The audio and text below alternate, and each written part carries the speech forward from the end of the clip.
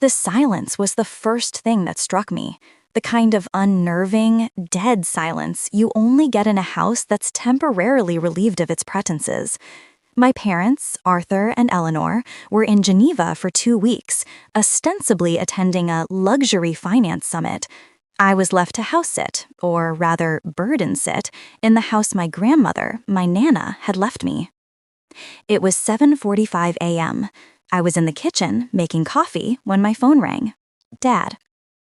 "Hey, Dad, good morning," I answered, trying to sound cheerful. I never tried to sound anything less than cheerful around him. Cheerfulness was the price of admission.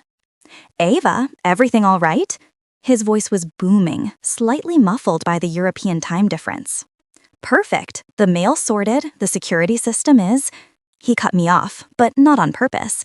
I heard a loud, rushing sound, the unmistakable clack of a phone being dropped into a pocket or onto a busy table. He must have hit the end call button, but the connection was still live. For a long, terrifying moment, I just heard static, breathing, and the distant clinking of cutlery. Then, crystal clear, came my mother's voice, sharp as broken glass. "Are you sure that house-setter girl won't cause a scene when we sell Nana's place?" A sudden, cold dread gripped my chest. Nana's place, my $980,000 house, the only thing in my life that was truly mine. I stood frozen, the warmth of the coffee mug evaporating from my hand. Dad chuckled, a dry, dismissive sound. "Don't worry about Ava. She's too timid to do anything. She's just happy to be useful for once. And besides," he lowered his voice, the words sinking into my gut like ice shards, "she's a burden, always has been. We're doing her a favor by making her financially independent, even if she won't see the money for a year." The clinking sound returned, followed by Mom's bored sigh. "Just make sure the transfer is finalized by Friday.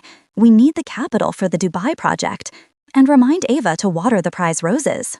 The call disconnected with a hollow click. The hook was set. In 30 seconds, my entire reality had been annihilated.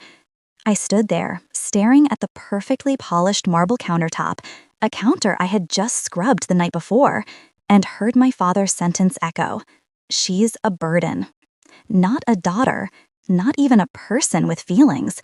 A burden to be managed, manipulated, and ultimately monetized. Nana's house, my sanctuary, my inheritance, was just a means to fund their next luxury finance summit.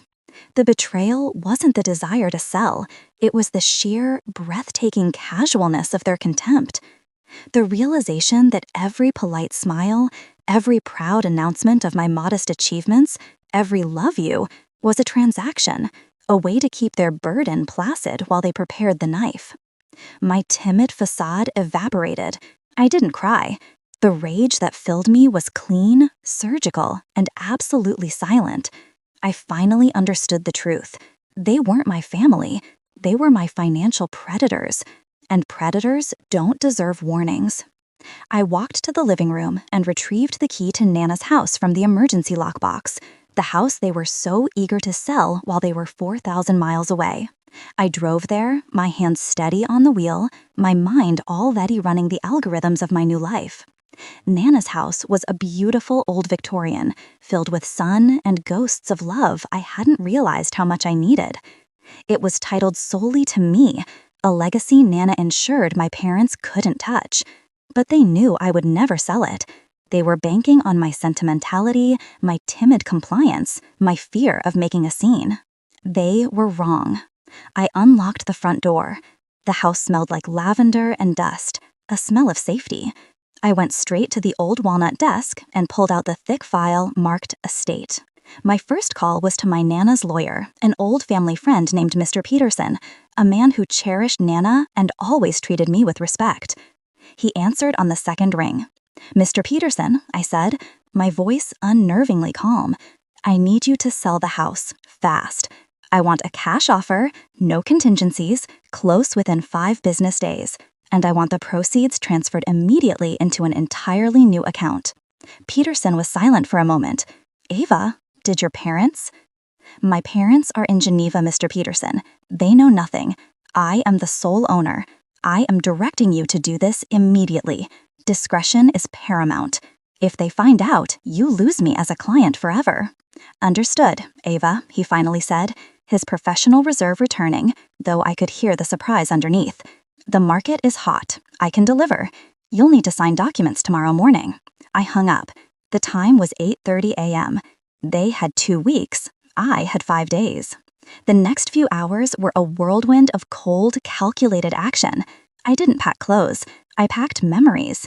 Nana's photo albums, the worn copy of Wuthering Heights she loved, the antique teacup she always used. Everything else, the furniture, the art, the silver, it was just inventory. It was just clutter from a life I was leaving behind. I hired a staging company for a lightning-fast 2-day sale and an emergency moving service. Everything was labeled urgent and paid for in large, non-refundable sums. The financial transfer was the critical move. I moved all my personal savings, every penny I had earned as a quiet data analyst, into the new, secure account Peterson had set up.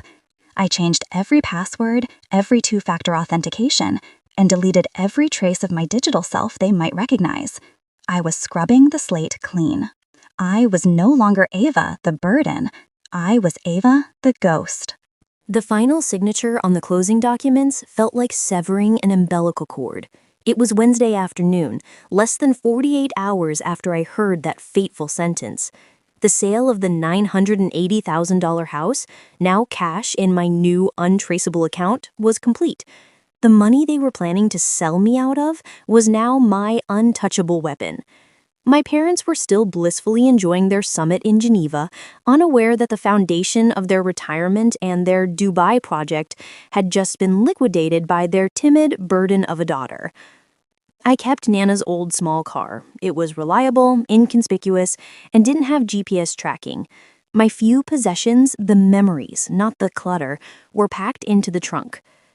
I returned to my parents' luxurious house one last time. This was the moment of quiet surgical victory. The house felt alien, sterile, and cold.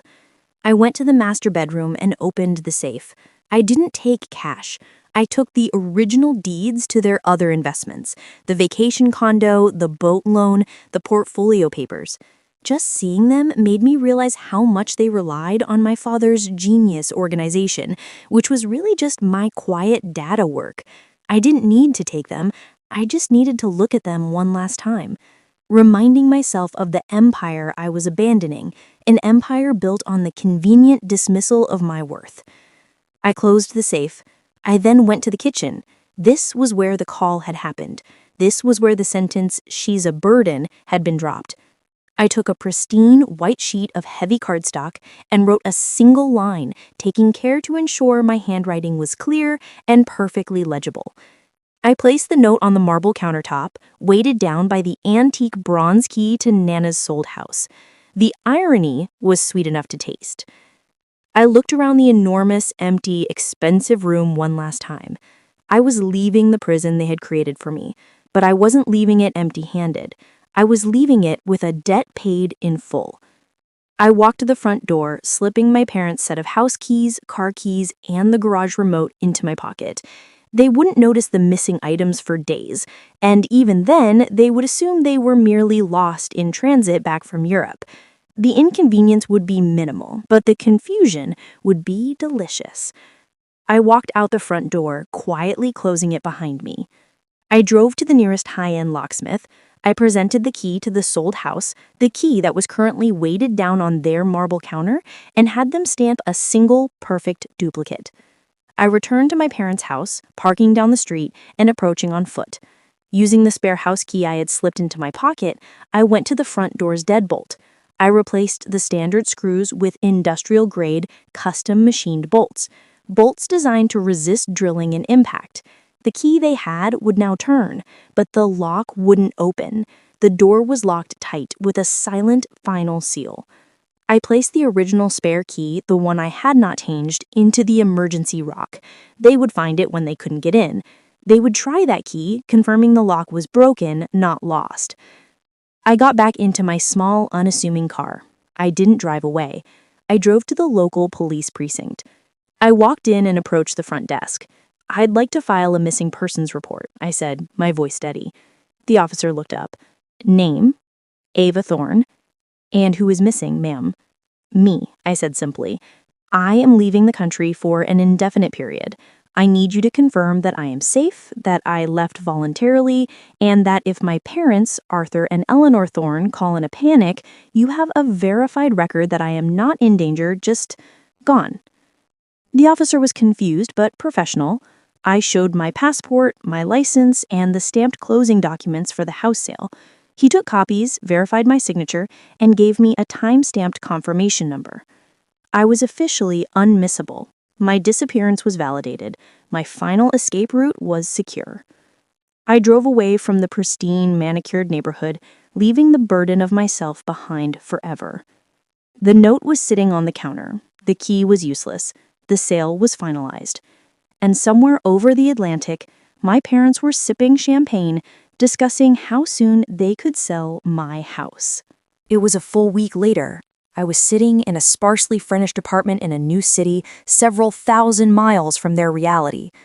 My new life was quiet, anonymous, and entirely funded by my Nana's final act of love. I was watching the local news, not for the headlines, but for the weather. I was building a new life of quiet intention. My phone, a burner I had bought with cash, vibrated. It was a new number, encrypted. It was a text from Mr. Peterson. "Peterson, they landed this morning, found the house secured, found the key and the note. Arthur Thorne is currently having a breakdown in the kitchen. Eleanor is demanding I tell her where the proceeds are. I am reminding her I work for the title owner, Ava Thorne." I smiled, a genuine, wide smile that felt foreign on my face. It wasn't about the money. It was about the symmetry. They had planned to sell my house the moment they got back, and now they couldn't even get into their own. I knew the scenario. They found the key in the rock, tried the door, realized the bolt was fixed. They called a locksmith, confirmed the lock was simply broken, not jimmied. They assumed a glitch and focused on the note. I texted back, "Ava, thank you, Mr. Peterson. Just confirm the exact wording of the note one last time." Peterson, quote, "A burden did this." He read it to me over the phone, demanding to know what it meant. "Ava, perfect. I'm safe and well. Please tell them I have retained your services for a period of 10 years, and any attempt to contact me or access my accounts will be met with immediate legal action. I suggest they focus on their Dubai project." I turned the burner phone off, tossing it into a drawer. I didn't need to hear their rage. I only needed to know the dominoes had fallen. But the emotional payoff wasn't the silence. It was the final, brutal truth of the Dubai project, the reason they needed my $980,000 so desperately. I opened my laptop. I had done my data analysis, my final work for them, before I left. I pulled up the encrypted files I had copied from their home office safe. The Dubai project was Arthur Thorne's grand finale, a complex international tax evasion scheme masquerading as a high-risk investment fund. It required the capital from my Nana's house sale to cover a massive immediate liquidity gap.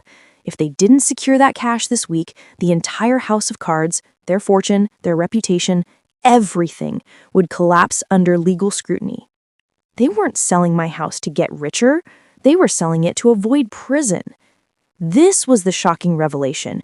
I wasn't just a burden. I was their unwitting human shield, their emergency bailout fund for their criminal activities. The entire 2-week trip was a cover to distance themselves from the paperwork and the legal exposure. The rage was instantly cold again. I wasn't just getting revenge. I was administering justice. I opened an encrypted channel to an anonymous international financial crimes whistleblower site. It took me less than 15 minutes to upload the entire dossier, the deeds, the asset transfers, the liquidity gap projections, and the full timeline of the Dubai project. I added one final elegant note. Investigate the sudden $980,000 liquidity crisis due this week. I closed the laptop. The money was safe, my identity was safe, and within 48 hours, the life of Arthur and Eleanor Thorne, the people who called me a burden, would be utterly and legally destroyed. The foreclosure on their empire wouldn't come from me, it would come from international law enforcement. My life was now mine. My future was defined by my own choices, not their dismissive contempt. The feeling was a quiet, profound relief. I walked to the window, watching the rain fall on my new, anonymous street. I was free. The burden was lifted. But as I looked out, a dark thought, a final, chilling cliffhanger struck me with the force of an actual blow. The only reason they knew Nana's house was worth exactly $980,000, the only reason they knew the house was the perfect collateral, was because I had quietly handled all of her estate planning for them years ago. I had organized the appraisal, the insurance, the final valuation. I had been so meticulous in their service, so desperate for their approval, that I had laid out the entire blueprint for my own financial exploitation.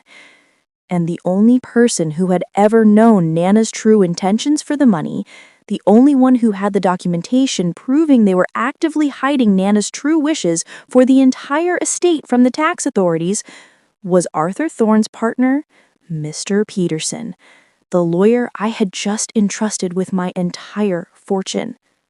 I stared at the rain, the fear turning my blood to ice. I had severed all ties, burned all bridges, and secured my fortune, but I had left the one person with all the leverage, the lawyer who had been too easy to convince, too happy to hide my secret from my parents, standing right in the middle of the mess. I ran to the drawer and snatched the burner phone. I turned it on, my fingers shaking, desperate to call him, to secure the information, to find out what he was truly playing for. It buzzed immediately. It wasn't a call. It was a text from the burner number. Peterson, don't worry about the Dubai project, Ava. It's already handled. But I have your mother's final will. The one Nana signed, the one that says you don't get the house unless I deem you mature enough to manage the responsibility. I decide what the true burden is. See you soon. The final emotional payoff was destroyed by this one last devastating twist. I wasn't free. I hadn't just secured my life. I had delivered myself and my fortune into the hands of a new, far more dangerous predator. The revenge was complete, but the fight had only just begun.